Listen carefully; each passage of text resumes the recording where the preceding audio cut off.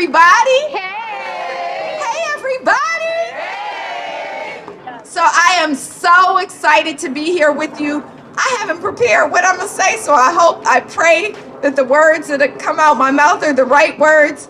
Corey, if I'm off, save me, please. They're always the right words. I was too busy enjoying myself. This is such a beautiful gathering, isn't it? Yes. It's such a beautiful gathering. It's so important, and I think it's even more important that we have another gathering like this on November 6th, right? Yes. That this is absolutely a really, really important election. And as we're just coming off of the birthday of Mrs. Fannie Lou Hamer, we know it's important that we vote and we organize. That's we right. vote and we organize. Say it with me. Vote and organize. Vote and organize. And so part of the reason that this is such a beautiful gathering is the people who pulled this together. And Ami, I hope it's okay that I call you out. Where you at, Ami? And all of y'all. So Ami's been an organizer since high school. Who else? Iffy. All the folks who pulled this together are organizers. I know you're voters, but you're also organizers, right? Because the work that we do has to happen constantly. It has to happen constantly. And we're reminded that we live in a system, in a electoral system where people are running based on their own ambitions, and we're electing them to office because they look like us. Well, I, for one, am tired of having black faces in high places that betray black community. How about you? Yes. I, for one, could give a... Sorry, I know there's kids in here, but my imam says I can cuss, so I'ma just cuss. I, for one, am tired of having brown so-called leadership that fucks over brown community. I, for one, am tired of people saying that you have to vote for me because I'm the lesser of two evils. Fuck that.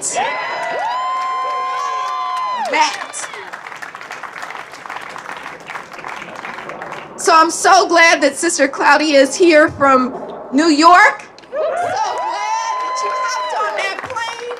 And I'm sure you know about the fuckery that's been going down in LA and in California, but let me just remind everybody, right, that over the last couple of weeks, as well as the last couple of years, as well as the last many decades, right, and centuries, we have witnessed the absolute betrayal of community by elected officials.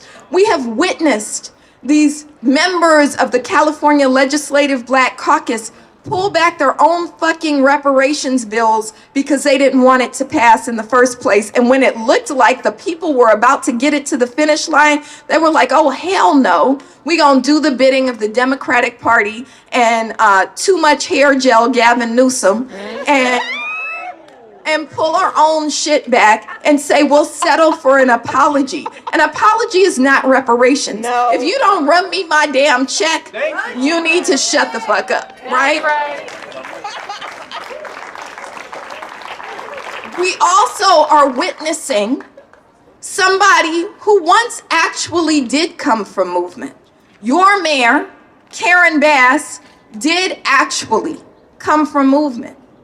But she's now put her political ambition ahead of the movement that she knows. And what she's done is increased the LAPD budget to the highest it's ever been in the history of the police department. She has given the police a 22% pay raise as all the rest of us are struggling to pay rent. Shame. Say it louder, Sheila. And she has appointed as police chief someone who is absolutely disgusting. So disgusting that y'all, not me, I wasn't that stupid, y'all voted for Alex Villanueva over Jim McDonald. Jim McDonald has now been named as police chief for LAPD, the same Jim McDonald who called in federal immigration authorities, on my students. Shame. The same Jim McDonnell who enabled the police gangs, the LA County Sheriff's gangs that killed Anthony Vargas. Sister Stephanie, where are you at? That killed your nephew, that Jim McDonnell. The same Jim McDonnell who created a men's central jail with conditions so terrible that even the county board of supervisors had to agree to the people's demand to shut that shit down. She has named him police chief. But now you're being told that even though we're constantly betrayed by those who run for office, that you have to vote for fucking Kamala Harris as President of the United States. That because she doesn't have the moniker Genocide Joe, and because she lies about, because I know how to cook collard greens, you don't wash them in bathtubs and you don't season them with bacon and Tabasco sauce. I don't know what she's talking about, right? She don't either. That because she has a funny laugh and a good silk press, that she's somehow better than Genocide Joe. The same Kamala Harris who has pledged her unwavering support to Israel.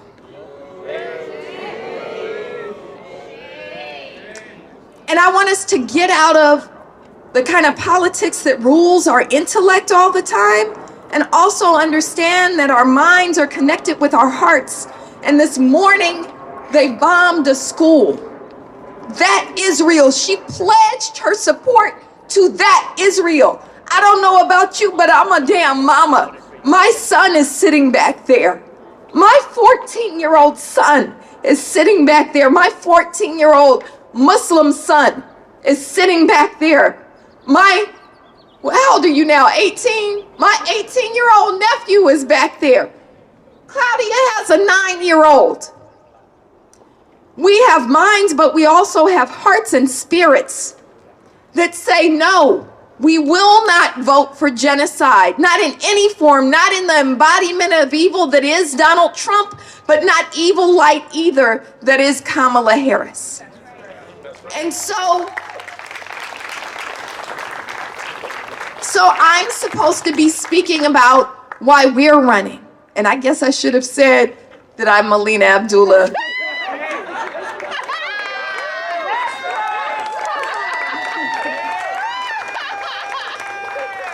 My name is Melina Abdullah. I'm running for Vice President of the United States, which that shit sounds crazy, but I'm running for Vice President of the United States with Dr. Cornel West.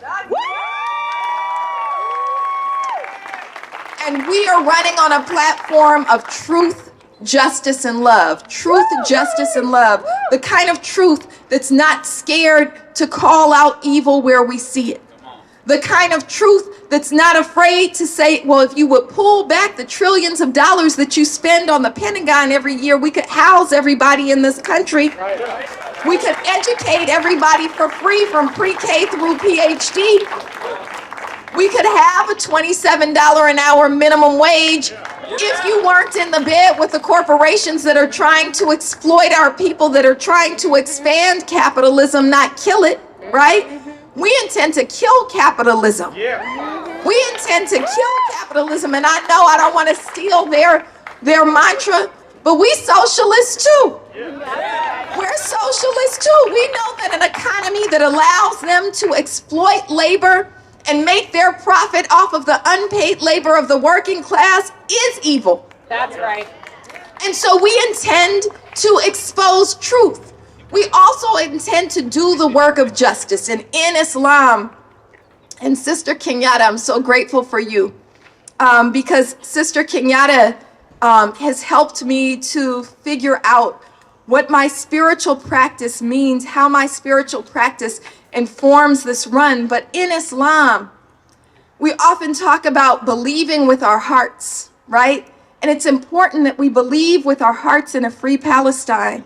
But it's also important that we speak with our mouths when we say, free, free Palestine. Free, free Palestine. Free, free Palestine. Free, free Palestine. Free, Free Palestine. Free Palestine. It's also important to say that it's not 2020 no more, but in the name of Sky Young, who is the cousin of Nikita and Corey, we say police are still killing black people. So Black lives, we matter here. Black lives, we matter here. Black lives, we matter here. Black lives, we matter here. Black lives, we matter here. Black lives, we matter here. We speak with our mouths. And also in Islam, though, we must show with our deeds. We must do the work. That's right. We must do the work that's necessary to have the world that we all want, need, and deserve. So we do the work of justice. We do the work of justice leading up to November 5th, but also on November 6th, November 7th, November 8th, and 2024, 2025, 2026. Every fucking day we do the work until we win the world that is fit for our children and future generations. And that's the only way we can have the last piece of our platform, which is love. And I don't mean that soft ass love. All of us have been lured in by that soft ass, fake ass love. Not no namby-pamby love, as my mama would call it. The kind of real love. The kind of real love that is a verb. If we love each other, y'all, we got to stand up with each other. We have to lock arms and do with each other. Even sometimes there'll be little disagreements, but I love y'all. We I love you. love y'all. We love you. I love y'all. And so that means I'm going to be in the streets with y'all. Yes. That means we going to walk in East LA to get fucking Kevin De Leon out of office. That means we gonna show up at the school board meeting on October 22nd to say we demand a real Black student achievement plan that doesn't mean everything to everybody, because everything to everybody means nothing, right? A Black student achievement plan. With the black in it. With the black in it, right? With the keep the black. You can't have BSAP and then not have the B, right? We're gonna do the work every single day together because love is a verb. We want you to check out our policy pillars. They're on CornellWest2024.com. I'm gonna end with this because people be filling your heads with lies. Not y'all, but you hear them floating around there. What do they say about third-party voting? To vote for Trump. They say you wasting your vote. Let me say this, that I also have a job that pays me, right? The job that pays me is I'm a professor and my degree is actually in political science. Thank you, Javier, one of my students, one of my former students. And I know that that's an absolute lie. In fact, if you just study high school government, you know that we live in an electoral college system, which is hella fucked up. But the way that it works is it's a winner-take-all system. You all live in California, except for Claudia. This state is going blue. So if your mama is going, oh, we just can't have another Donald Trump, you don't even have to worry about it, mama. Because the state hasn't gone Republican since 1988. If I'm wrong, I will pay your mama $1, right? You get to vote for your vision, not your fear. And you should anyway, because we don't owe Kamala shit. That's right. We don't owe the Democratic Party shit. That's right. We damn sure don't owe Donald Trump shit. That's right. We don't owe this corporate-owned duopoly shit. That's right. But if your mama is scared and says, I can't afford Donald Trump, you know, the Muslim ban Donald Trump, I can't afford a Donald Trump, the way that it actually works is you are absolutely safe in deep blue states. That's right. So you can vote your vision, not your fear, and it's actually more strategic to cast your ballot as an, I love how you call it, alternative voting. As an alternative voting option, it is more strategic to do that than to throw away. A thrown away vote is in a state that's gonna go blue anyway. So vote your vision, not your fear. Invest in the real work. Invest in the real work of voting for something, voting for someone. If you are inspired by anything you hear today, stand in that courage. Don't betray your truth. Stand in that courage and vote. In California, you have to write it in Cornell West, right? You have to write it and just bubble in, write in, and then write in Cornell West. And if you can fit Melina, Abdullah, my mama told me to make y'all do that. That's me making up for cussing on camera to my mama, because she does. My imam says I can cuss, but my mama says no, you can't. But again, I am so grateful to be here with you. I've been told I got to get off this mic, so I'm grateful to be here with you. I'm off the mic, but I am down in these streets. We want to make sure that we continue to do this work. Let's build for November 5th, and more importantly, let's build beyond November 5th. We are abolitionists. We are going to tear down this whole system of evil and build up something new. Thank y'all.